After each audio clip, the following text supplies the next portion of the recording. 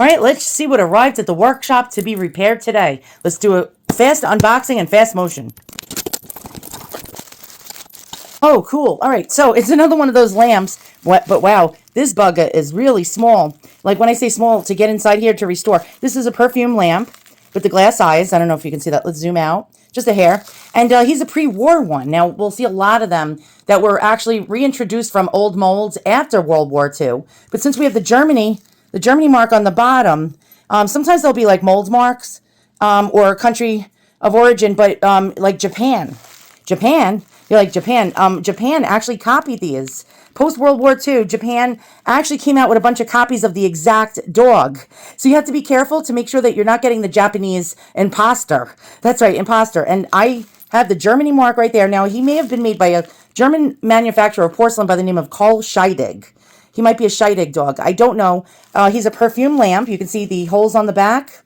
And what's really cool about that is we have an early receptacle right here that you would put the perfumed oil into. Light a bulb inside of it. By the way, we are not putting a regular incandescent bulb in here. Why? Because we're not using it as a perfume lamp. These were smoke eaters, and a plug would have went through here. And so what we have to do is we have to replug him. We have to rewire him with an LED light bulb. Why? Because LED light bulbs don't get hot. We don't want the porcelain to glaze, so I'm going to clean him slightly. We're going to get our stuff out, and we're going to actually try our best to get him to light up. And let's see how we can do that. If you find such lamps, what could you do to get them working again? One big caveat, if you're going to clean these, don't use any harsh chemicals because these have glaze over them. And the glaze could get cloudy if you use harsh, like things like Lysol cleaner or Fantastic or whatever cleaner there's out there, Mr. Clean. So you want to get dish detergent, Dawn dish detergent specifically, with a little bit of water and wipe him down. And then wipe him off with regular clear water and then dry him gently. Do not touch the eyes. The eyes were held in with plaster of Paris, which the minute it gets wet, it turns into liquid and the eyes will fall out. So you don't want to touch the eyes specifically. On his own, he has the price of a German, well, not antique, but yet close to antique price value. He's a nice, pretty display. By the way, look how shiny his glass eyes are. These are hand-blown glass eyes. They just don't make it like they used to. And so he has just the value of a nice, pretty German porcelain dog figure from pre-World War II. Nothing more, nothing less. But we have to make him worth more. I cleaned him up really nice. You can see he's shining again. So we're going to get a clip light. And I'll show you, you can get these by Creative Hobbies is the brand. And I get them on Amazon. And they're about $7. But then you're going to have to get the LED bulbs. You can also get a dimmer bulb as well. And it's actually, well, you actually have to go very light with the LED. You can't get like a 40-watt equivalent LED. You're going to have to get down to about maybe 20, 10-watt equivalent. So you're going to have to play around with different kinds of lights. And that adds up. So you get different bulbs, which is the E12 socket and the C7 style, which is a candelabra, because we got small area to work with here.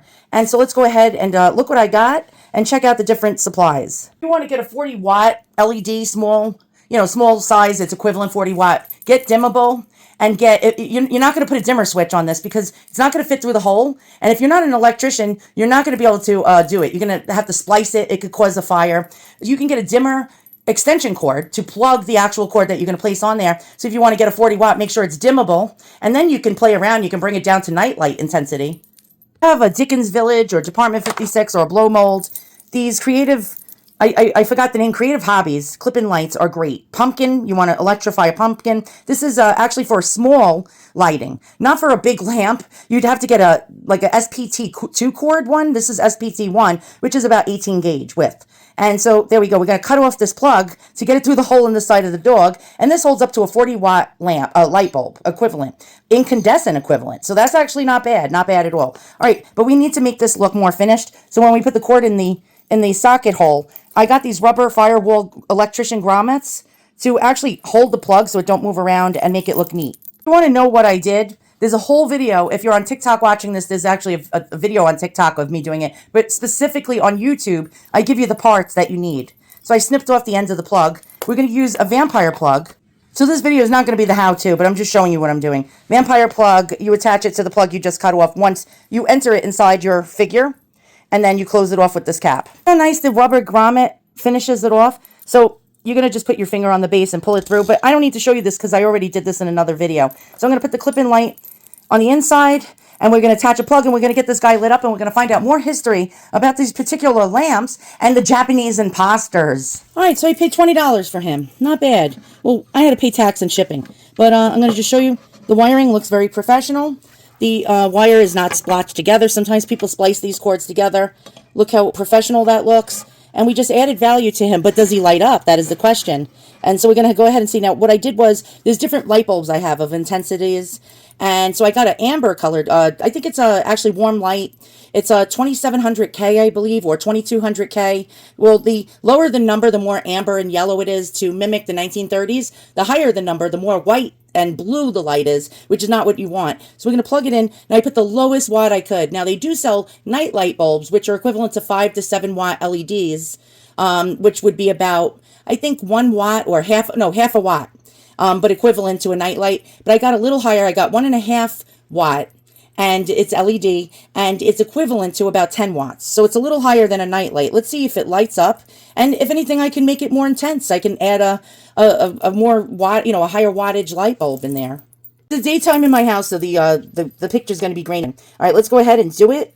Oh, I'm scared. All right, you ready? All right, let's go ahead. All right, so we do know he is definitely a 1930s one. He's not Japanese. Now, the Japanese ones look identical. It's even hard to tell them apart. Why did the Japanese do this? We're going to ask AI. Also, so he's not the one that was dusted off after World War II, and they got the old molds out and started remaking them again. He looks beautiful. You can change the intensity of the light bulb. You can even get dimmable LEDs and get an extension cord and dim it on the switch. Make it brighter, make it less intense, depending on you, what you like, your preferences. The LED is not going to make it get hot, and that's the beauty of it. We're not going to use it as a perfume lamp. We're going to use it just as a good old decoration now that we upgraded and made it safe. And so usually you could tell the age of these. It says Germany. The reason why it says Germany is because after World War II, it wouldn't have said Germany. It would have been marked GDR, which is the German Democratic Republic, or Western Germany. Since we don't see that, this is a good sign. So we do know we have a 30s version, not one of those reproduced 1950s, 60s, 70s, 80s, and 90s versions that are flooding the market. A lot of people actually, when they have the 1930s ones, erroneously list them as 1950s GDR versions. Since he has no stamping that says GDR, we're good. Now this is worth more than a reproduced one from the post World War II years. And wow, I love him. And we're gonna ask AI more questions about him. He may have been made by Carl Scheidig. We do know that Goebel made these, and Arno and Appel, and Wagner and Appel, and a couple of other Hertwig, and a couple of other different porcelain makers like porcelain perfume lamp makers and porcelain makers made them. Also, there was a company, Aerozon, in Germany that made these in the 20s and 30s. So he's just marked Germany. And wow, all right. And so the perfume would have went in here, and the heat of the bulb would have actually heated this liquid up, and it would have the perfume would have came out through the holes in the head, the smell. And that's pretty cool. So we got him working again. He looks pretty professionally wired.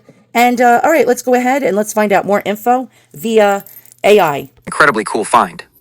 You've done a fantastic job of sleuthing and restoring this piece, and you're absolutely correct about almost every detail of its history. Let's break down this fascinating puzzle for your viewers and get to the bottom of the imposter mystery and the value of your piece. Welcome back, everyone. Today we have a real treat for you. A deep dive into a piece of mid-century lighting that is both charming and, as we'll see, full of intrigue. Our host has found an absolutely stunning vintage piece, and we are going to unpack its history, its restoration, and how it compares to a surprising imposter. Let's meet our subject. This is a charming, sitting terrier with those classic, oversized amber eyes that just pull you in. If you're wondering what breed this little guy is, you're right on the money. He's a wonderful example of a terrier, likely modeled after a Scottish Terrier, or Scottie, which was incredibly popular in the 1920s and 30s. Why were Scotties everywhere? It largely comes down to one dog, Fulla. Fulla was the beloved Scottish Terrier of President Franklin D. Roosevelt. He was essentially America's first dog, traveling with the president, appearing in newsreels, and capturing the nation's heart. Everyone wanted a Scottie, and that craze filtered down to everything from bookends to, yes, beautiful porcelain lamps. The original, a 1930s German masterpiece. Now, the host mentioned that this isn't just a figurine, it's a porcelain perfume lamp, or, as they are known in Germany, a Rauchverzehrer, literally a smoke eater. These fascinating lamps served a very practical purpose in the early to mid-20th century. Tobacco smoking was rampant and socially expected, but it also left rooms smelling of stale smoke. A Rauchverzehrer solved this by having a small indentation, often behind the animal's head, where you would place a few drops of scented oil. As the incandescent bulb inside the lamp warmed up, It would gently heat the oil, releasing its fragrance to help mask the smell of smoke. You can actually see these small holes in the host's photos, especially image 2 and 3, which were designed to allow the heat and the scent to escape. How do we know its age?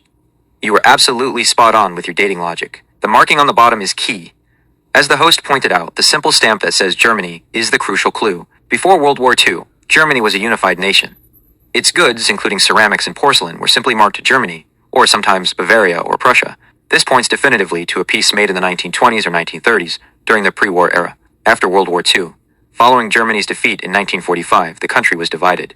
Products made in the Allied occupation zones were typically marked Germany, or Made in Germany US Zone, or British French Zone, in the immediate post-war years. When two separate Germanys were formally established in 1949, the markings changed to GDR, German Democratic Republic, or DDR, Deutsche Demokratische Republik for East Germany, West Germany, or Made in West Germany for the Federal Republic. The complete absence of these later-era Cold War-era markings and the presence of the simple Germany stamp confirms this Terrier is indeed a pre-war German original, likely from that golden era of Rochfort's in the 1930s. The 4-digit impressed mold number is also a hallmark of these large serial production German factories. The host is also correct that Karl Scheidig is one of the premier names associated with these lamps, and this Terrier certainly matches the quality and style that his porcelain manufactory in Grafenthal was famous for. The imposter mystery. Why is there a Japan version?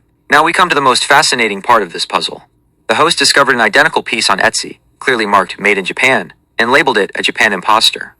This is where art history meets economics and geopolitics. Why would Japan steal designs from Germany? It wasn't exactly stealing in the sense of a secret heist, but rather a perfect storm of business, history, and patent law that allowed for widespread copying. Here's what was happening. 1. A global craze. The Scotty dog was a worldwide pop culture phenomenon. There was massive global demand for anything terrier-shaped, particularly in the huge US market. 2. Germany's pre-war dominance. Until the onset of World War II, Germany was the global leader in high-quality, mass-produced ceramic and porcelain goods, especially novelties and figurines. Their technical skill was unmatched. 3. Japan's rising export economy. At the same time, Japan's manufacturing sector was rapidly expanding, with a laser focus on exports. Japanese companies were experts at analyzing what products were popular in Western markets, like German porcelain, and then figuring out how to make them cheaper. 4. How could they copy? They were able to create nearly perfect replicas using a technique called molding from an existing model. They would take an actual German Terrier like this one, create a secondary mold directly from it, and then use that mold to cast their own ceramic versions in Japan. While this process results in a piece that is slightly smaller than the original due to shrinkage, the details are often identical. In the pre-war era, international design copyright laws were either non-existent or famously difficult to enforce, so German companies could do little to stop this widespread copying of their popular novelties. 5. World War II and the American market. This is the most critical geopolitical element. As the world lurched toward war in the late 1930s, and certainly after war was declared, American consumer sentiment shifted dramatically. There was a massive backlash against anything labeled Made in Germany. Retailers stopped stocking German goods, and many consumers boycotted them. This creates a vacuum. The demand for the Scotty dog design was still there, but Americans no longer wanted to buy the German product. Japanese manufacturers were all too happy to step in and fill that demand with their own, nearly identical, and usually less expensive made-in-Japan versions of the exact same designs. This continued into the immediate post-war period. After World War II, Germany was devastated, its industry destroyed. For years, it simply couldn't produce goods for export. Japan, too, was devastated, but under American occupation, 1945 to 1952, its manufacturing was quickly prioritized and restarted to aid its recovery. The made-in-Japan items, including these ceramic copies, flooded back into the American market to meet a demand that German factories could no longer supply. So while the Japanese piece is indeed a copy or imposter of the original German design, it is a historical artifact in its own right, telling a story of global trade shifts and wartime economics. The value, restoration, and functionality. Finally, let's talk about the value of this piece today. Our host did something truly remarkable. They took what was essentially a non-functional figurine and, using ingenuity, restored its purpose. They managed to create a unique LED lighting unit that could be inserted into the base of the lamp. This is a game changer for several reasons. 1. Function versus decoration. A broken cord-cut lamp is just an ornament. A restored, working lamp is a functional piece of lighting. In the world of antiques and vintage, functionality always adds significant value. 2. Safety first. Vintage lamps from the 30s are notorious fire hazards with their ancient cracked rubber cords. By creating a modern, internal light source that runs on current technology, like that LED unit, the host has made this lamp safe for use in a modern home. This makes it appealing to a much wider audience, not just hardcore collectors willing to rewire. 3. Historical honesty. The host didn't just glue a cord on the back. They understood the purpose of the lamp and restored its core function, to provide light and historically fragrance, using a modern, safer equivalent. This adds a wonderful layer of conservation and appreciation for its history. So what is the high-end retail value of this specific German pre-war restored functional Terrier lamp? A non-working German Rochfort's in this style might sell for 100 minus 150. A working, but potentially unsafe to use, original might go for 200 minus 300. However, a beautifully restored, safely functional piece like this, with its provenance so clearly established and its function updated for modern living, that represents a premium product. In a high-end vintage boutique or curated antique setting, a piece like this could easily be priced in the $450 to $650 range, and perhaps even more if the restoration work and custom internal light are well documented and highlighted. You are paying not just for the object, but for the restoration, the story, and the immediate usability. Thank you for bringing us this incredible story of discovery, restoration, and historical intrigue. You've done an amazing job preserving a piece of the past, and thank you all for watching. We hope you enjoyed this journey into the world of vintage lamps. If you did, please hit that follow button, give us a like, and don't forget to subscribe for more unique finds, amazing restorations, and deeper dives into the fascinating stories behind the objects we find. We'll have more interesting and unexpected discoveries for you very soon. See you then.